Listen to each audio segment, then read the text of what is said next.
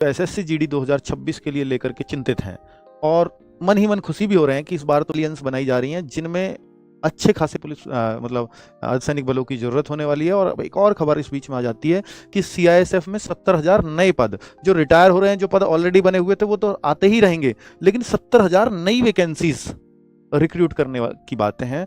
लेकिन लोग उम्मीद है शानदार जिंदाबाद जबरदस्त होंगे और आपकी तैयारी अच्छी चल रही होगी, ऐसी उम्मीद करता हूँ। और स्पेशली उन बच्चों से उम्मीद करता हूँ जो एसएससी जीडी 2026 के लिए लेकर के चिंतित हैं और मन ही मन खुशी भी हो रहे हैं कि इस बार तो वैकेंसीज बहुत ज़्यादा आने वाली हैं। क्योंकि अभी कुछ दिन पहले एक वीडियो बनाई थी जिसमें सीआरपीएफ और बीएसएफ में मैंने दिखाया था कि नई बटालियंस बनाई जा रही हैं जिनमें अच्छे खासे पुलिस मतलब अर्धसैनिक बलों की ज़रूरत होने वाली है। और अब एक और खबर इस बीच में आ जाती है कि सीआईएसएफ में 70,000 नए पद जो रिटायर हो रहे हैं, जो पद ऑलरेडी बने हुए थे वो तो आते ही रहेंगे, लेकिन 70,000 नई वैकेंसीज रिक्रूट की बातें हैं। लेकिन चूंकि ये बहुत बड़ा नंबर है, इतने रिसोर्सेज नहीं है सबको ट्रेंड करने के लिए। और ये क्यों सीआईएसएफ का मतलब क्यों है, क्यों सीआईएसएफ में इतने बढ़ाने हैं, तो कारण है क्योंकि सीआईएसएफ का मतलब है सेंट्रल इंडस्ट्रियल सिक्योरिटी फोर्स, यानी केंद्रीय औद्योगिक सुरक्षा बल। तो ये जो है ये हमारे उद्योगों की सुरक्षा के लिए है।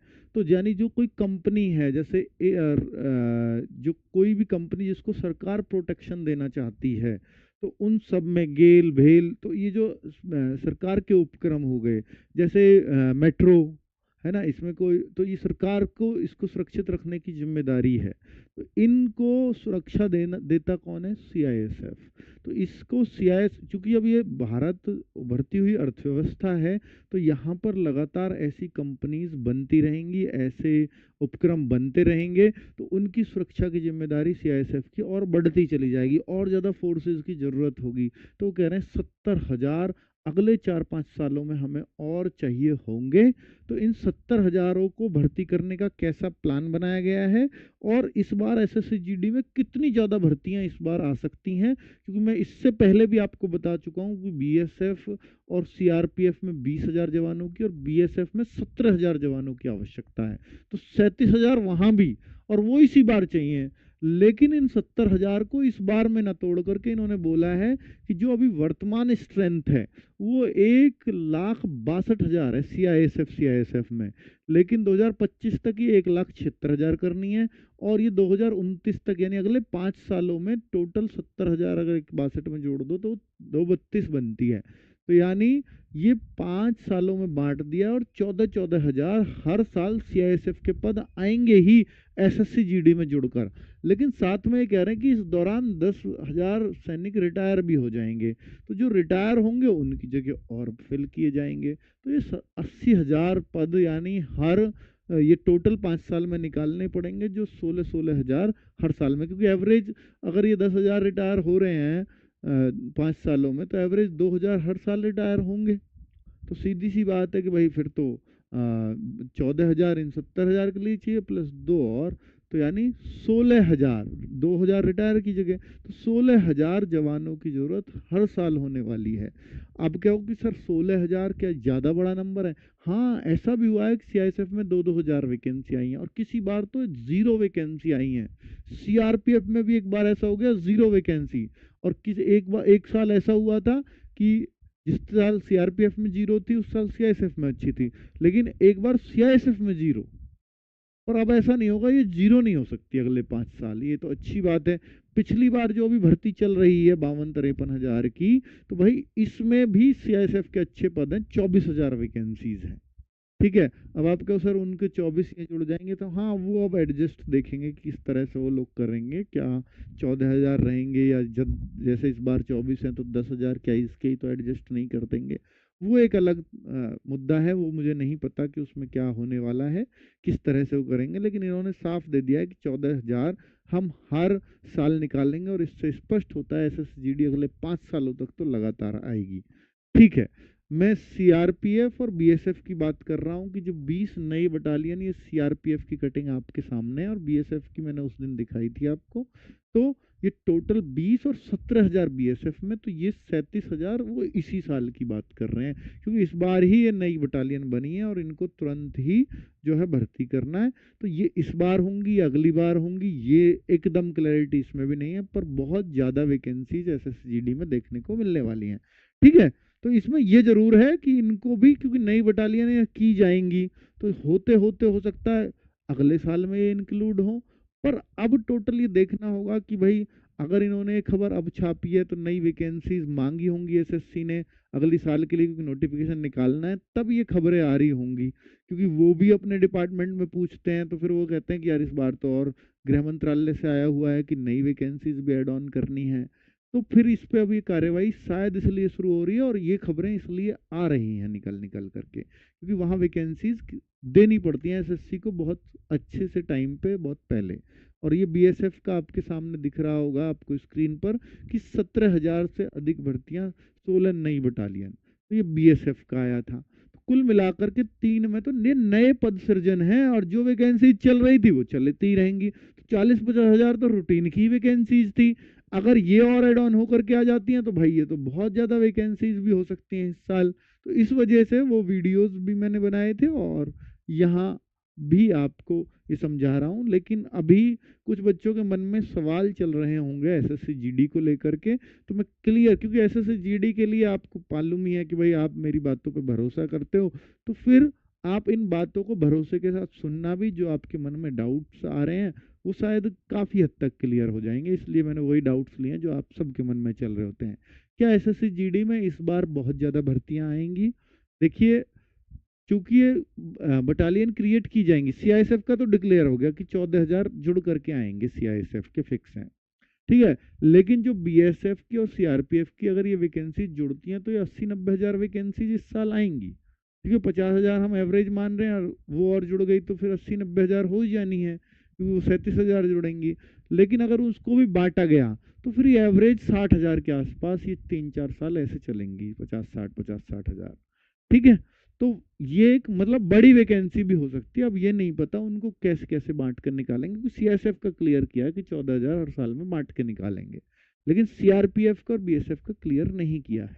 तो ये अभी क्लैरिटी नहीं है कि वो एक साथ आएंगी तो बड़ी वैकेंसी होगी, और बांट के निकालेंगे तो फिर वो 50 का जो नंबर है वो 60 तक पहुंच जाएगा बस।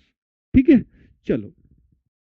नई कंपनी बदलने से क्वेश्चंस का लेवल कैसा रहेगा? जो आपकी नई कंपनी है, अब आपने सुना होगा इतना विरोध प्रदर्शन हो लिया है कि एडिक्विटी आ गया है, टीसीएस चला गया है, तो नए, अब बात उस पे तो सबको सारे मुद्दे पता है, तो उस पर बहुत ज़्यादा मैं बात नहीं कर सकता, क्योंकि मैं भी सेम ही बात करूंगा जैसे सब लोग कर रहे हैं, तो उन सब चीज़ों का अर्थ है नहीं। तो मैं अब बात उस पर कर लेता हूँ कि भाई नई कंपनी आई है, क्या लेवल चेंज देखने को मिला है। जी हाँ, सिलेक्शन पोस्ट का पेपर हुआ। ठीक है, हजार कमियां सही, वो बहुत सारी चीजें आपके सामने आ चुकी हैं, लेकिन हम ये भी तो बातें करें कि भाई अगर यही कंपनी कराएगी तो क्या हमारे पेपर में क्या परिवर्तन आएंगे, तो उसको जानना भी हमारी ड्यूटी है, और हमें समझदारी से काम भी लेना है।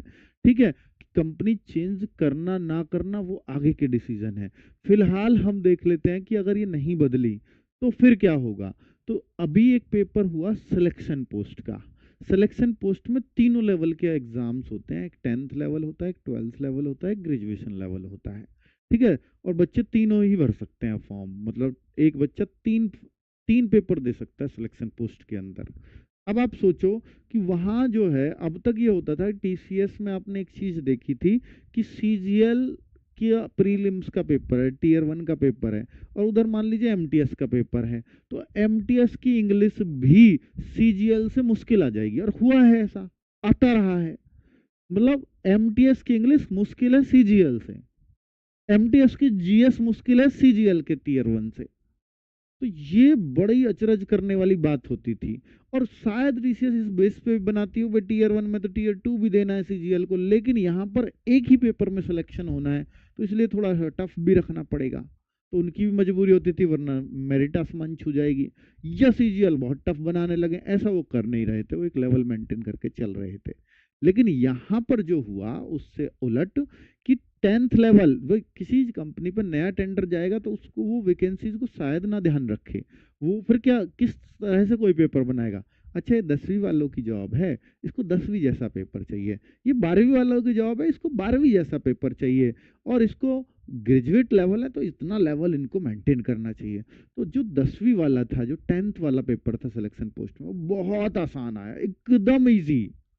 12th वाले में थोड़ा सा दम था, बहुत ज्यादा नहीं, जैसे आपका CHSL वगैरह का पेपर होता है वो वैसा ही था, लेकिन 10th लेवल बहुत गिरा हुआ लेवल पूछा। और वहीं हम ग्रेजुएट लेवल जो सिलेक्शन पोस्ट में आया, तो वो इतना हार्ड था कि उसे हिलाना मुश्किल हो रहा था बच्चों को।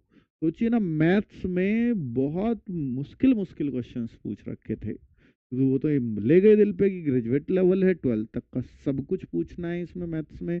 तो उन्होंने भर भर के एडवांस और ये सब कुछ पूछा, और वहाँ बच्चों को हिला डाला। और वो ना केवल मैथ्स में, ऐसा हर सब्जेक्ट में उन्होंने किया। तो इसलिए सिलेक्शन पोस्ट वाले बच्चे जो ग्रेजुएट लेवल का देकर के आए थे, वो डर और सहम गए थे। अब आप इस पे देखो, तो भाई इसलिए अपने आप को वैसे तैयार करना। आप सिलेक्शन पोस्ट की आंसर की आ जाएगी, तो उससे आपको एक लेवल और दिख जाएगा कि किस तरह से होता है।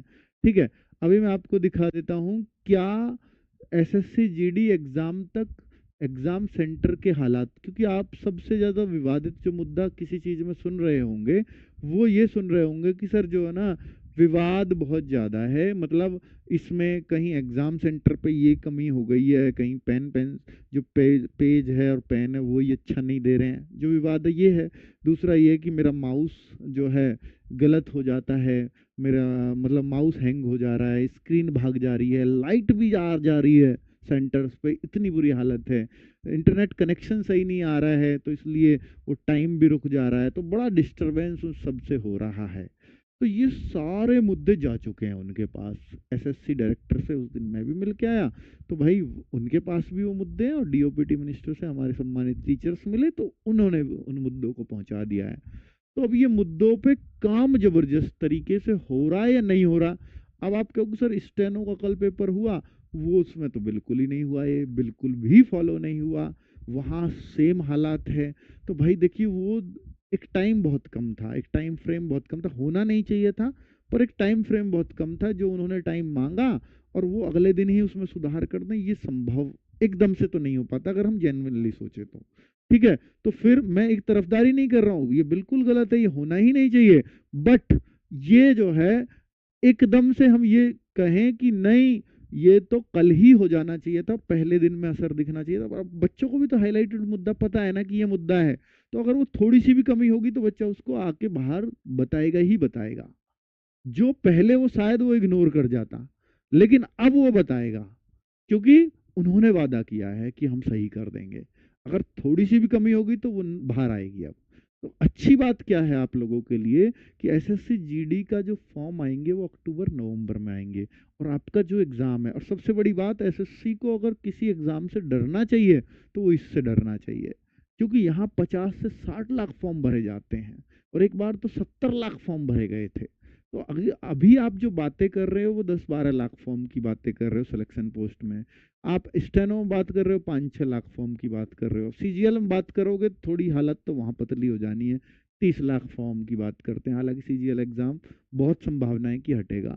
ठीक है, तो वहाँ आप 30 लाख की बात कर रहे हैं, तो वहाँ भी बहुत बहुत सारी सेंटर्स की पोल खुलेंगी, है ना। और अब आप जो बात करेंगे GD में, वो 60 लाख 50 लाख की बात करते हैं, तो सबसे ज्यादा डर यहाँ होना चाहिए SSC को कि भाई यहाँ के लिए सेंटर्स कहाँ से लेके आओगे फिर। तो वो सेंटर उन्होंने वादा किया है कि भाई हम आगे ये हालत सुधार देंगे, स्टेनो में उन्होंने ऐसा किया था पर वो नहीं सुधरे, तो इसलिए CGL अब हटना लगभग तय है। तो भाई अच्छी बात यह है कि आपका बाद में एग्जाम, तब तक हालत, क्योंकि मामला इतना तेजी से उठ रहा है, इतना तूल पकड़ चुका है कि अब एग्जाम सेंटर की मतलब ये जो कमियां हैं ये 100% दूर होंगी ही होंगी। ठीक है, तो इन वाले बच्चों को नहीं डरना है। तब तक ऐसा नहीं है कि भाई पेपर आउट है, ऐसी कोई खबर नहीं है। डर उस बात का ज्यादा होता है स्टूडेंट्स में कि यार फिर तो मेरा सिलेक्शन ही नहीं होगा अगर आउट हो गया तो, वो तो सहनीय ही नहीं है, वो असहनीय दर्द है। पर ये चीजें ठीक की जा सकती हैं, उसके लिए टाइम मांगा है तो हम देख लेते हैं, CGL में बहुत कुछ पता चल जाएगा, तब थोड़ी सी आपको टेंशन लेनी है, अभी नहीं लेनी कुछ भी। ठीक है, तो आप अपनी पढ़ाई जारी रख सकते हो फिलहाल, तो तब तक हालात सुधरेंगे ऐसी उम्मीद है, और सुधारने पड़ेंगे। तो भाई ये बच्चा बहुत है। एसएससी जीडी 2026 की भर्ती कब आएगी? एसएससी जीडी 2026 की, तो इसको आपको मालूम है कि भाई अक्टूबर और नवंबर क्लियर है, ये तब आनी है। और एग्जाम जो होगा वो आपको पता है इसका जनवरी और फरवरी, मैं तो कहूंगा कि सबसे लास्ट में ये एग्जाम होने जा रहा है। इससे पहले तो दिल्ली पुलिस हो जाएगा। और मैं कह रहा हूँ कि भाई देखिए, अगर सबसे पहले सारी टेस्टिंग हो जाएगी सीजीएल पे, सीजीएल पे की वो टेस्टिंग तो हो ही रही है, सीजीएल भी तो टेस्टिंग वाला एग्जाम थोड़ी है, वो भी बहुत बड़ा एग्जाम है। तो दिल्ली पुलिस वालों को, इनको बिल्कुल घबराने की आवश्यकता नहीं है। तब तक आपकी हालत, क्योंकि देखो 30 लाख का सीजीएल होगा, 30 लाख का दिल्ली पुलिस, तो सीजीएल दिल्ली पुलिस वाले तो इसलिए ना घबराएं, आपसे पहले तो सीजीएल वालों को है, उससे पहले एमटीएस है ना, सीजीएल के बाद एमटीएस है, तब दिल्ली पुलिस आएगा। तो फिर आप क्यों परेशान हो रहे हो? आप तो बिल्कुल मत होइए। ठीक है, तो ये कुल मिलाकर के जनवरी फरवरी में एग्जाम, तो आप परीक्षा पे भरोसा रखिए और अपनी तैयारी पर ध्यान दीजिए। ठीक है, और बाकी टीचर्स हम लोग सब एकजुट हैं, और सब बिल्कुल हर एक मुद्दे को, जो आपसे आवाज आएगी, जो स्टेनो में गलत हो रहा है, जो सीजीएल में कुछ गलत होगा, जो भी पेपर सेंटर्स को लेकर के किसी भी तरह की कोई भी समस्या है, उस बच्चों की आवाज वहां तक पहुंचती रहेगी, वो पहुंचाते रहेंगे हर लेवल पे। ठीक है, तो एसएससी जीडी के प्रैक्टिस सेट्स कब शुरू होंगे? एसएससी जीडी के अब बच्चे पूछते हैं कि बहुत सारे, और आपको इतना पता है कि यार जब एसएससी जीडी में ना हर एक बच्चा, चाहे वो मॉक टेस्ट, मैं सिलेक्टेड बच्चे की बात कर रहा हूँ, चाहे उसकी 1 रैंक आई हो, 2 रैंक आई हो, 100 तक कुछ भी रैंक है, मैं इन बच्चों से 100 तक के वालों से सबसे ही लगभग बात हुई है, तो सबकी एक चीज कॉमन निकल के आती है, सर हमने बैच तो आपका पिछला वाला ले लिया था, फिर हमने दोबारा बैच लेने की आवश्यकता नहीं पड़ी, क्योंकि हमारा सब कुछ कवर हो चुका था। मैं 95% बच्चों की बातें बता रहा हूँ, वो आप पे अप्लाई करना है आपको रैंक लाने के लिए। तो वो कहते हैं कि सर हमने बैच एक बार कंप्लीट कर लिया बहुत अच्छे से, फाइनल मेरिट में रह गए उस साल जिस साल हमने बैच लिया, कोई बात नहीं। तो अब जो है फिर इस साल जो हमने किया, वो एक तो आपके प्रैक्टिस सेट्स हमने एक भी नहीं छोड़ा, रेगुलर प्रैक्टिस सेट किए, इतने प्रैक्टिस सेट आप करा देते हो, फिर कोई दिक्कत ही नहीं है, कोई टेंशन नहीं है। दूसरा हमने जो फॉलो किया, क्योंकि हमारी तैयारी ये पूरी थी, पिछली बार ही हम मेरिट से फाइनल से रहे थे, तो हमने दूसरा काम किया कि हमने हर संडे मॉक दिया। तो 2 चीज जरूर करता है टॉपर, एक तो प्रैक्टिस सेट और एक मॉक टेस्ट। तो मॉक टेस्ट हर संडे, अगर आपका सिलेबस पूरा हो गया है, नहीं हुआ है तो पहले सिलेबस कर लो, क्योंकि अभी समय बहुत है।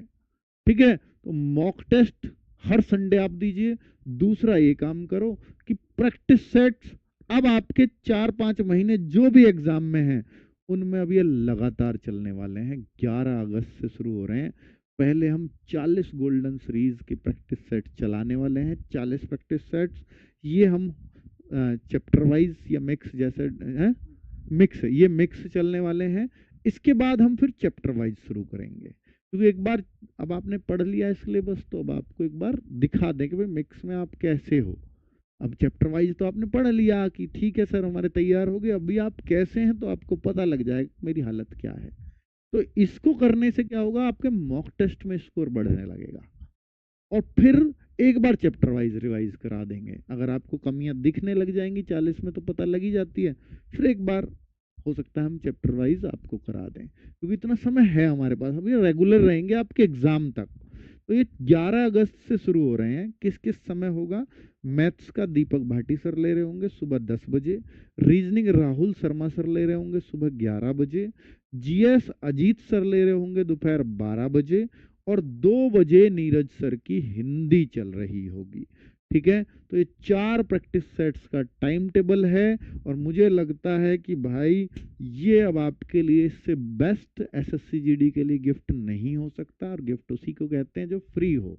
तो ये यूट्यूब चैनल पर रोजगार विद अंकित पर फ्री ऑफ कॉस्ट चलने वाले हैं टिल एग्जाम। क्या? अच्छा, 24,000 किसमें? ओके ओके, मैंने शायद सीआईएसएफ में शुरुआत में 24,000 वैकेंसीज बोल दी थी, और 16,571 वैकेंसीज हैं इस बार। ठीक है, और 14 और 2 16 उन्हें देनी ही थी, 2,000 रिटायर होने की और 14 वो कह ही रहे हैं, फिर तो ठीक है, फिर तो अगली बार भी 16 ही आएंगी, फिर तो टेंशन नहीं है। ठीक है, चलिए, नमस्ते, धन्यवाद।